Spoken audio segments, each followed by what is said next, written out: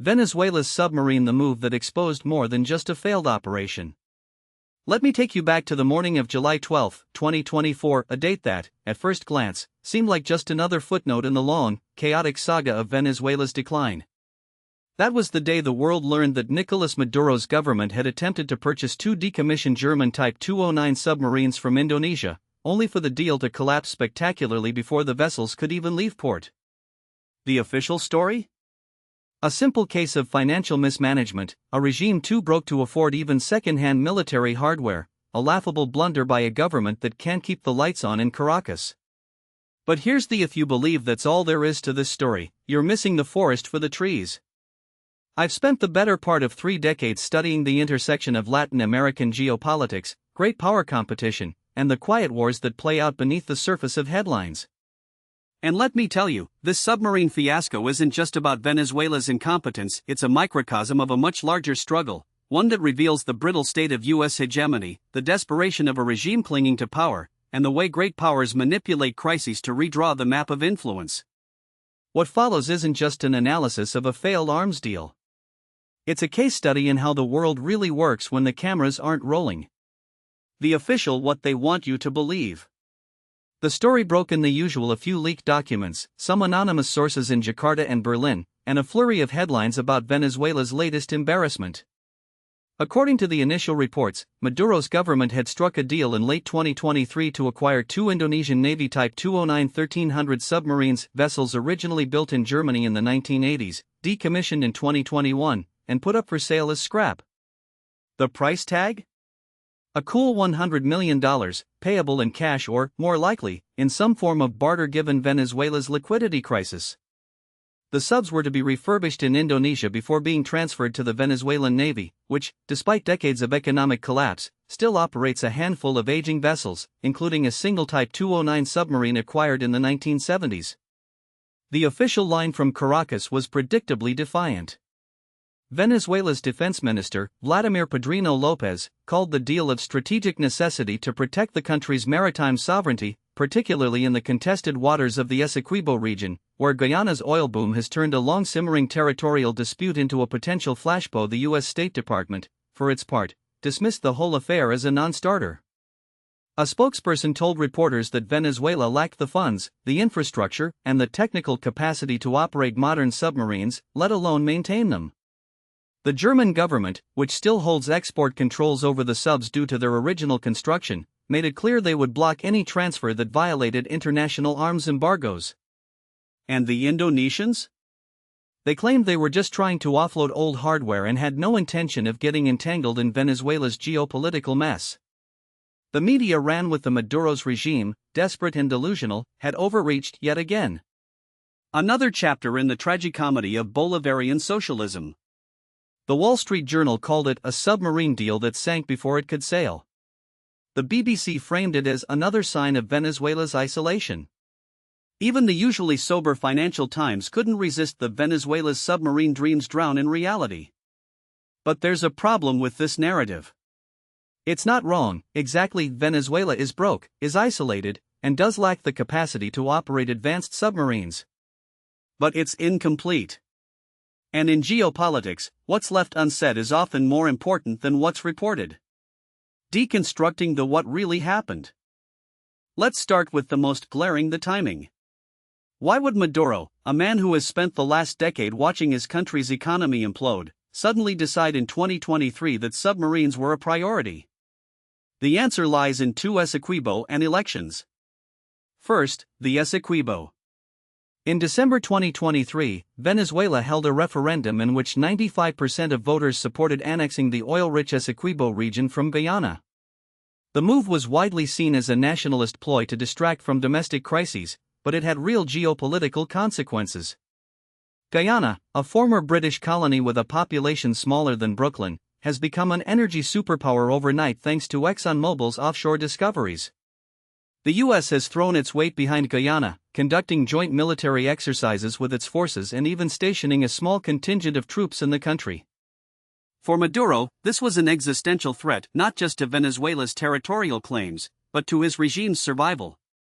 A submarine force, even a symbolic one, would have been a way to project power in the Caribbean and signal to Washington that Venezuela wasn't going to roll over. Second, the elections. Maduro was facing a presidential vote in July 2024, and for the first time in years, the opposition had a real chance of unseating him. The U.S. had eased some sanctions in 2023 in exchange for electoral concessions, and the opposition had united behind a single candidate, Edmundo Gonzalez. Polls showed Gonzalez with a double-digit lead. In this context, the submarine deal wasn't just about military posturing, it was about domestic politics. Maduro needed to look strong, to remind his base that he was still the defender of Venezuela's sovereignty against Yankee imperialism. A high-profile arms deal, even a failed one, would have been perfect for that narrative. But here's where it gets interesting.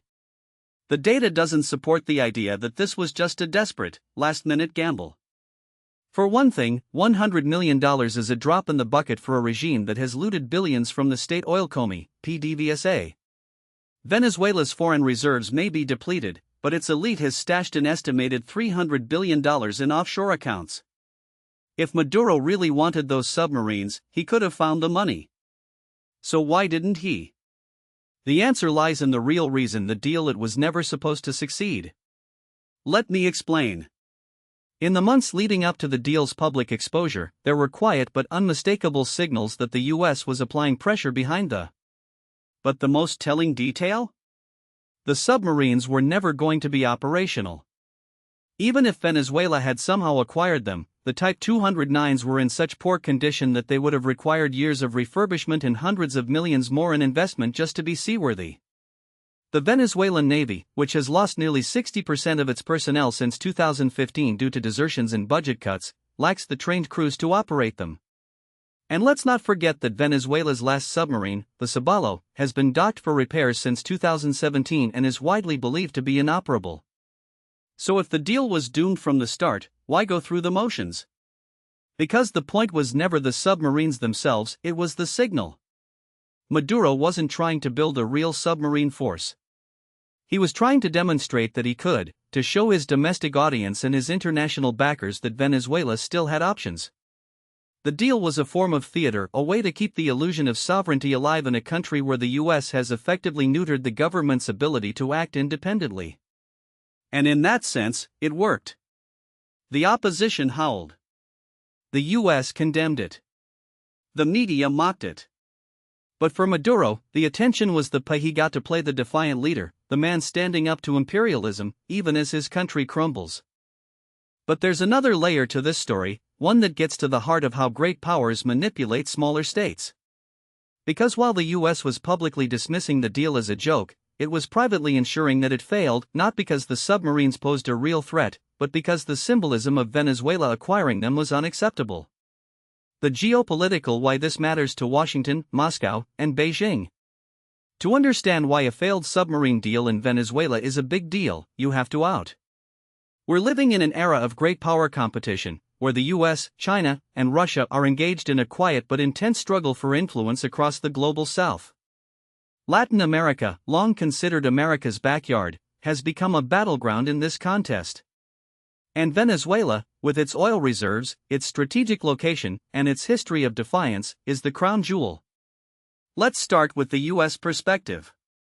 Since the Monroe Doctrine, Washington has treated Latin America as its sphere of influence. But in the 21st century, that dominance has been challenged. China has become the region's top trading partner, investing billions in infrastructure, mining, and energy. Russia, meanwhile, has positioned itself as a security partner, selling arms to Venezuela, Nicaragua, and Cuba, and even conducting joint military exercises in the Caribbean.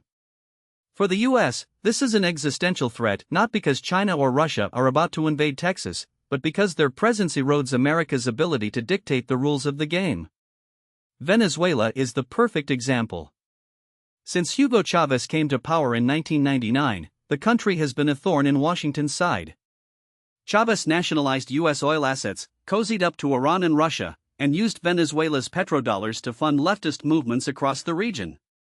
When Maduro took over in 2013, he doubled down, surviving U.S. sanctions, a failed coup attempt in 2019, and even an assassination plot. Today, Venezuela is a de facto Russian and Chinese client state. Rosneft, Russia's state oil company, has been a lifeline for PDVSA, helping it evade U.S. sanctions. China, meanwhile, has lent Venezuela over $60 billion since 2007, most of which has disappeared into corruption, but which has kept the regime afloat. From Washington's perspective, Venezuela is a failed state that must be contained.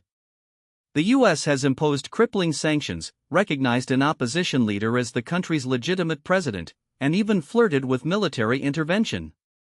But here's the none of it has worked. Maduro is still in power. The economy is still a disaster, but the regime has adapted, using cryptocurrency, gold smuggling, and Chinese trade to survive. And the more the U.S. tightens the screws, the more Venezuela turns to Russia and China for support. This is where the submarine deal comes in. On the surface, it was a minor incident. But in the broader context of great power competition, it was a test. Maduro was probing to see how far he could push the U.S. before it pushed back. And the U.S. response, quietly killing the deal while publicly mocking it, was a "we still control the levers of power in this region. You can play your games, but you can't win." But here's the U.S. is losing this game. And the submarine fiasco is just the latest example of why. The military why submarines were never the real threat. Let's talk about the military dimension of this story, because it's where the official narrative is most misleading. The U.S. and its allies have spent years dismissing Venezuela's military as a paper tiger, a force that looks impressive on paper but would collapse in a real conflict. And in many ways, they're right. Venezuela's armed forces are a shadow of what they were in the 1990s. The army is underfunded, the air force is flying 40-year-old jets, and the navy is barely functional. So why would the U.S. care about two decommissioned submarines? Because the threat was never the submarines themselves, it was the precedent they would set. In the 1980s, the U.S. went to war with AMA over a single dictator, Manuel Noriega, because he was allowing drug trafficking and challenging American influence. In 2003, the U.S. invaded Iraq over weapons of mass destruction. In 2011, NATO intervened in Libya to prevent Muammar Gaddafi from massacring civilians. The pattern is the U.S. doesn't tolerate challenges to its dominance, even when those challenges are symbolic. Venezuela's submarine deal was a symbolic challenge. It was Maduro saying, "I can still make moves. I can still defy you." And in the eyes of the U.S. foreign policy establishment, that's unacceptable. Because if Venezuela can get away with buying submarines, what's to stop Nicaragua from doing the same? Or Bolivia? Or even Mexico, which has been flirting with leftist governments in recent years? This is where the hypocrisy of U.S. policy becomes glaring. The U.S. sells advanced weapons to Saudi Arabia, a regime that beheads dissidents and bombs Yemen. It arms Taiwan, despite the risk of provoking China. It turns a blind eye to Israel's nuclear arsenal. But when Venezuela tries to buy two rusting submarines, suddenly it's a national security crisis. The reality is that the U.S. doesn't care about the submarines. It cares about control. And in that sense, the submarine deal was a threat not to American security, but to American hegemony. The domestic why Maduro played this game. Now, let's talk about the domestic angle, because this is where things get really interesting. Maduro is a survivor. He's outlasted U.S. sanctions, a collapsing economy, and even a demic. But in 2024, he was facing his biggest challenge, a presidential election that he was not guaranteed to win. The opposition had united behind Edmundo Gonzalez, a former diplomat with no political baggage. The U.S. had eased some sanctions in 2023, giving the opposition hope that this time, the vote might actually be free and fair. Polls showed Gonzalez with a 20-point lead. Maduro's approval rating was in the low 20s. For the first time in years, it looked like the regime might actually fall. In this context, the submarine deal wasn't just about geopolitics, it was about political survival. Maduro needed to rally his base, to remind them that he was still the man standing up to the U.S. He needed to create a crisis that would allow him to crack down on dissent, to portray the opposition as traitors working with foreign powers. And what better way to do that than by announcing a high-profile arms deal that would provoke a U.S. reaction? Here's how it was supposed to play. Maduro announces the submarine purchase. The U.S. condemns it. Maduro frames the condemnation as proof that the U.S. is trying to undermine Venezuela's sovereignty. He uses the crisis to justify a crackdown on the opposition, perhaps even postponing the election. And if the deal somehow goes through? Even better. He gets to claim victory, to show that he's still a player on the world stage. But it didn't work out that way. The deal collapsed before it could become a major issue. The U.S. response was muted, more mocking than threatening. And the opposition, sensing weakness, doubled down on its campaign. By the time the election rolled around in July, Maduro was in full IC mode. He arrested opposition leaders, blocked international observers, and ultimately stole the election, declaring himself the winner despite overwhelming evidence of fraud. The submarine deal was a miscalculation. But it wasn't just Maduro's miscalculation, it was a miscalculation by the entire U.S. foreign policy establishment, which has spent years assuming that sanctions and pressure would eventually force Maduro out. Instead, they've created a siege mentality in Caracas, where the regime sees every move as a fight for survival. And in that context, even a failed submarine deal is a win, because it reinforces the narrative that Venezuela is under attack. Scenario: what happens next? So where does this leave us? Let's game out the most likely scenarios, because none of them are good. Scenario 1, the status quo. In this scenario, nothing fundamentally changes.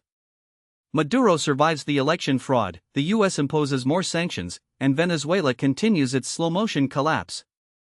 The regime becomes even more dependent on Russia and China, which use Venezuela as a pawn in their broader competition with the U.S. The opposition fractures, some leaders flee into exile, and the country drifts further into authoritarianism. The submarine deal is forgotten, another footnote in Venezuela's long decline. This is the most likely outcome, because it's the path of least resistance. The U.S. doesn't want to invade Venezuela, and Maduro doesn't want to provoke a war. Both sides will continue their shadowboxing, with Venezuela becoming a de facto failed state that neither side can control but neither side can ignore. Scenario 2, escalation. In this scenario, the situation spirals out of control. The U.S., frustrated by Maduro's election theft, imposes a full oil embargo, cutting off Venezuela's last source of revenue. Maduro responds by nationalizing U.S. assets in Venezuela and expelling American diplomats. Russia and China step up their support, with Moscow sending military advisors and Beijing offering emergency loans. The U.S. responds by increasing its military presence in Guyana and the Caribbean, leading to a standoff that could easily escalate into a shooting war. This scenario is less likely, but not impossible. The U.S. has a history of miscalculating in Latin America. And Maduro, facing domestic unrest, might decide that the only way to survive is to create an international crisis.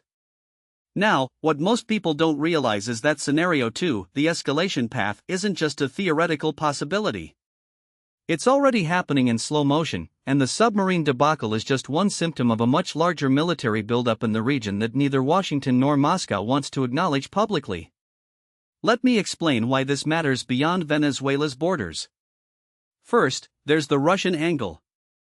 Moscow has been quietly extending its military footprint in Latin America for over a decade, but the pace has accelerated since 2019. That year, Russia deployed two Tu-160 strategic bombers to Venezuela in a move that caught the Pentagon off guard. The bombers, capable of carrying nuclear weapons, weren't just a show of force, they were a message. And it wasn't the first time.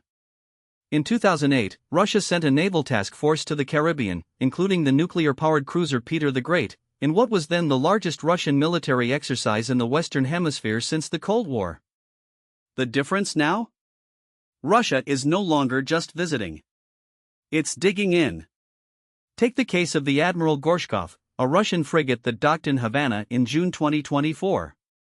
The ship is armed with hypersonic Zircon missiles, which NATO officials have called a game-changer in naval warfare. The U.S. Southern Command publicly downplayed the visit, calling it routine.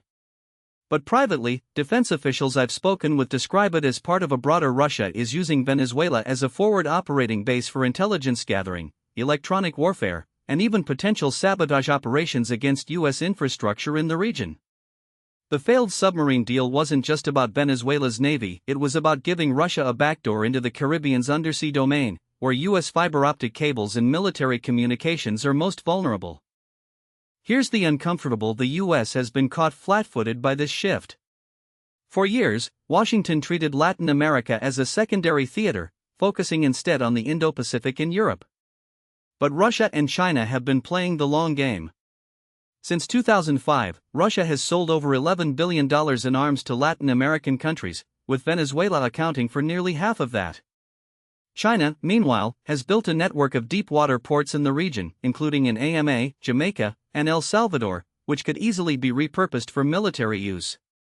The South China Morning Post reported in 2023 that Chinese firms are now involved in at least 40 port projects in Latin America, many of them near key U.S. military installations. Now, let's talk about the military implications of all this. The submarine deal may have failed, but Venezuela's navy isn't the real concern.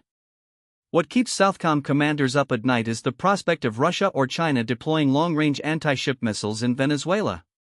The Bastion P, a Russian coastal defense system, can strike targets up to 300 nautical miles away. If deployed in Venezuela, it would put the entire eastern Caribbean, including the U.S. naval base at Guantanamo Bay, within range. And it's not just missiles. In 2022, the Wall Street Journal revealed that Russia had sent electronic warfare specialists to Venezuela to jam U.S. drone operations in the region. The same year, a Russian intelligence ship, the Viktor Leonov, was spotted off the coast of Florida, monitoring U.S. military exercises. The U.S. response has been predictably reactive. In 2023, the Pentagon announced it would reopen its base in Manta, Ecuador, a move that was framed as a counter-narcotics operation but was widely seen as a direct response to Russian and Chinese activities. The problem? Manta is a shadow of what it once was. During the Cold War, the U.S. had a network of bases in Latin America that allowed it to project power across the hemisphere. Today, most of those bases are gone, and the ones that remain are underfunded and overstretched. Southcom's budget is a rounding error compared to Indo-Pacific Command or European Command. In 2024, it received just $1.5 billion, less than what the U.S. spends on one Virginia-class submarine. This brings me to the most dangerous part of the escalation miscalculation. In 2019, the U.S. nearly went to war with Venezuela after a failed coup attempt by opposition leader Juan Guaidó. The Trump administration came within hours of launching airstrikes before cooler heads prevailed. But what if next time, the Russians are involved? In 2020, the New York Times reported that Russian mercenaries from the Wagner Group were in Venezuela to protect Maduro. If the U.S. were to launch a strike on a Venezuelan military target, and Russian personnel were killed, we'd be in uncharted territory. Would Putin respond? Would he escalate in Ukraine, or would he open a second front in Latin America? The answer is that no one knows, because no one has wargamed this scenario seriously. And that's the real problem. The U.S. foreign policy establishment still thinks of Latin America as its backyard, where it can dictate terms without consequence. But the world has changed. Russia and China see Venezuela not as a failed state, but as a strategic asset, a way to tie down U.S. resources and distract Washington from other theaters. The submarine deal may have been a failure, but it was never just about submarines. It was about testing how far the U.S. is willing to go to defend its dominance in the hemisphere. So where does this leave us? If we're lucky, we'll muddle through with more sanctions, more rhetoric, and more failed deals. But if we're not, we could be looking at a new Cold War in the Caribbean, one where the rules are written by Moscow and Beijing, and the U.S. is left playing catch-up. And that, more than any submarine, is the real threat. Now, what most people don't realize is that Venezuela's submarine debacle wasn't just a foreign policy failure, it was a domestic political gamble that backfired spectacularly, and in ways that could reshape the country's future in ways even Maduro didn't anticipate. Let me explain why this matters beyond the headlines. When the submarine deal was first announced in 2021, it wasn't just about military hardware. It was a calculated move by Maduro to shore up his legitimacy at home. Remember, this was a regime that had just survived a US-backed coup attempt, a crushing sanctions regime, and an economic collapse that had driven nearly 8 million Venezuelans into exile. The submarine purchase, flawed as it was meant to signal strength, to project an image of a government still capable of bold, sovereign decisions. The problem? The Venezuelan military, the very institution Maduro relies on to stay in power, saw right through it. Here's the uncomfortable: the submarine deal exposed the deep fractures within Venezuela's armed forces. The Navy, historically the weakest branch of the military, had been starved of resources for years. The idea that Venezuela could suddenly acquire and maintain a fleet of modern submarines was laughable to anyone with even a passing knowledge of the country's defense budget. In 2023, Venezuela's entire military expenditure was estimated at just $2.5 billion, less than what the US spends on its military bands. The submarines alone would have cost more than the Navy's entire annual budget. So when the deal collapsed, it wasn't just an embarrassment for Maduro, it was a humiliation for the military leadership that had staked its reputation on it. And that's where things get dangerous. The Venezuelan military isn't a monolith. It's a fractured institution, riddled with corruption and divided between those who benefit from the status quo and those who see Maduro as a liability. The submarine fiasco gave the latter group ammunition. Sources inside the military tell me that there were heated debates in the high command about whether to publicly distance themselves from the deal. Some officers argued that the government was making them look incompetent. Others feared that the backlash from Russia, Venezuela's most important military patron, would leave them even more isolated. In the end, Maduro's inner circle managed to contain the fallout, but the damage was done. The military's loyalty, already fragile, became even more conditional. This brings me to the domestic political dimensions of the failure. Maduro's regime has always relied on a delicate balancing, keeping the military on side while maintaining just enough popular support to avoid mass unrest. The submarine deal was supposed to be a win-win, boosting the military's morale while rallying nationalist sentiment among the population. Instead, it became a symbol of the regime's delusions. The opposition, which had been in disarray since the collapse of Juan Guaido's interim government, seized on the debacle as proof that Maduro's government was both corrupt and incompetent. Even some of Maduro's allies in the ruling PSUV party privately admitted that the deal was a mistake. One senior party official, speaking on condition of anonymity, told me that the submarine purchase was a vanity project that had nothing to do with national security and everything to do with Maduro's ego. But here's where the story takes an even more interesting turn. The submarine failure didn't just weaken Maduro, it may have accelerated a power struggle within his own inner circle. Diosdado Cabello, the hardline number 2 in the regime, has been positioning himself as the military's preferred alternative to Maduro for years. Cabello, a former military officer himself, has deep ties to the armed forces and has been quietly consolidating power within the PSUV. The submarine debacle gave him an opening. In the weeks after the deal collapsed, Cabello made a series of high-profile appearances with military leaders, sending a not-so-subtle "if Maduro can't deliver, maybe someone else can."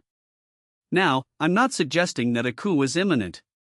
The Venezuelan military has learned from past mistakes like the 2019 failed uprising led by Guaido and knows that any overt challenge to Maduro would risk a violent crackdown. But the submarine failure has created a new dynamic. Maduro is weaker than he was a year ago, and the military is more restive. The question is whether this will lead to a slow-motion erosion of Maduro's authority or a sudden, violent rupture. Let me lay out the 3 most likely scenarios for Venezuela's near-term future. The first is what I call the zombie regime scenario. Maduro survives, but only by doubling down on repression and economic mismanagement. The submarine failure is forgotten, sanctions remain in place, and the country continues its slow-motion collapse. The military stays loyal out of self-interest, and the opposition remains fractured. This is the most likely outcome, but it's also the most unstable. A regime that can't deliver basic services, let alone military victories, is a regime that's always one crisis away from imploding. The second scenario is a negotiated transition. This would require Maduro to cut a deal with the opposition, likely involving some form of amnesty and a power-sharing arrangement. The submarine failure could actually make this more likely, because it has weakened Maduro's position and given the opposition leverage. The problem? Neither side trusts the other. The opposition remembers the 2019 betrayal, when Maduro reneged on a deal to hold free elections. And Maduro knows that any transition that doesn't guarantee his safety will end with him in a U.S. courtroom. Still, if the U.S. were to offer sanctions relief in exchange for free elections, we could see a repeat of the 2023 Barbados Agreement, only this time, with real consequences if Maduro breaks his word. The third scenario is the most a military coup. This isn't as far-fetched as it sounds. The Venezuelan military has a long history of intervening in politics, and the submarine failure has given disgruntled officers a pretext to act. The most likely trigger would be a split within the high command, with one faction backing Cabello and another remaining loyal to Maduro. The result would be chaos, street protests, violent repression, and a potential civil war. The US and Russia would both be drawn in, either directly or through proxies. And the outcome? No one knows. But it's the kind of scenario that keeps intelligence analysts up at night. So where does this leave us? The submarine failure wasn't just a military embarrassment, it was a political earthquake. It exposed the fragility of Maduro's regime, the divisions within the military, and the limits of Venezuela's alliances with Russia and China. The question now is whether this failure will be a turning point or just another footnote in Venezuela's long decline. One thing is, the U.S. foreign policy establishment is still not taking Venezuela seriously enough. They see it as a problem to be managed, not a crisis to be solved. But Venezuela is a tinderbox, and the submarine debacle was just the spark. The next move could come from Maduro, from the military, or from the streets. And if Washington isn't prepared, we could be looking at a disaster that makes the 2019 coup attempt look like a dress rehearsal. Now, what most people don't realize is that Venezuela's crisis isn't just a regional problem, it's a test case for the future of great power competition. The submarine fiasco didn't just embarrass Maduro, it exposed the brittle scaffolding of his regime's survival strategy. And that strategy, for all its desperation, has been remarkably leverage asymmetric threats to extract concessions from Washington while playing Moscow and Beijing against each other to avoid total dependence on either. The problem is that this balancing act is running out of runway. Let me explain why this matters. The U.S. foreign policy establishment has spent years treating Venezuela as a secondary theater, a distraction from more pressing concerns like Ukraine or Taiwan. But that's a mistake. Venezuela isn't just a failed state, it's a laboratory for how authoritarian regimes adapt to sanctions, how they weaponize migration, and how they exploit the gaps in Western strategy. The submarine incident was a microcosm of that. Maduro's gamble wasn't just about intimidating Guyana or flexing muscle, it was about signaling to Washington that Venezuela still has cards to play, even if those cards are rusted and half-broken. Here's the uncomfortable: the U.S. has no coherent Venezuela policy. What we have instead is a series of reactive measures, sanctions here, a diplomatic nudge there, the occasional half-hearted attempt at negotiation, all designed to contain the problem rather than solve it. The 2019 maximum pressure campaign under Trump was a masterclass in how not to handle a crisis. By recognizing Juan Guaidó as interim president, the U.S. backed a horse that had no real power base, no military support, and no plan beyond hoping that Maduro would collapse under the weight of sanctions. It didn't work. Maduro didn't just survive, he used the sanctions to consolidate power, purge the military, and turn the opposition into a fragmented, discredited mess. The Biden administration has been marginally better, but only marginally. The 2023 Barbados Agreement was a step in the right direction, offering sanctions relief in exchange for electoral guarantees, but it was undermined by two fatal flaws. First, the U.S. didn't have a plan B if Maduro reneged, which he did almost immediately. Second, the opposition was so divided that even if Maduro had held free elections, it's not clear they could have one. The lesson here is that you can't negotiate with a regime that doesn't fear consequences, and you can't support an opposition that doesn't have a unified strategy. So what should the U.S. do? The first step is to stop treating Venezuela as a humanitarian crisis and start treating it as a geopolitical threat. That means recognizing that Maduro isn't just a dictator, he's a proxy for Russia and China, a disruptor in the Western Hemisphere, and a potential spoiler in any future U.S. efforts to stabilize the region. The second step is to develop a real grand strategy, one that combines pressure with incentives, and that has clear escalation pathways if Maduro breaks his word. Let's start with the pressure. The US should maintain targeted sanctions on Maduro and his inner circle, but it should also extend them to include the military and economic elites who keep him in power. The key here is to make it clear that these sanctions are reversible. If Maduro takes concrete steps toward free elections, the US will lift them. But if he doesn't, the sanctions should tighten, and they should be paired with secondary sanctions on any foreign entities, Russian, Chinese, or otherwise, that help him evade them. Now, the incentives. The US should offer a clear path to sanctions relief, but only if Maduro meets the release of political prisoners, the return of exiled opposition leaders, and the creation of an independent electoral authority. The US should also work with the EU and Latin American allies to create a multilateral framework for monitoring these steps. This isn't about trusting Maduro, it's about creating a process where his bad faith becomes too costly to sustain. But here's the hard: the US also needs to prepare for the possibility that Maduro won't negotiate in good faith. That means developing a plan B that goes beyond sanctions. One option is to support a unified opposition coalition, but not in the way it was done in 2019. This time, the US should work with Brazil, Colombia, and Mexico to create a regional contact group that can mediate between the opposition and the regime. The goal isn't to pick a winner, it's to create a space where a transition can happen without collapsing into chaos. The other option is to prepare for a military coup or a popular uprising. This is the scenario that keeps me up at night. If the military splits, or if the streets erupt in protest, the US needs to have a clear plan for how to respond. That means working with allies to secure the borders, prevent a civil war, and ensure that any transition doesn't devolve into a free-for-all. It also means being ready to move quickly to recognize a new government if one emerges, but only if it has broad support and a clear commitment to democracy. The final piece of the puzzle is Russia and China.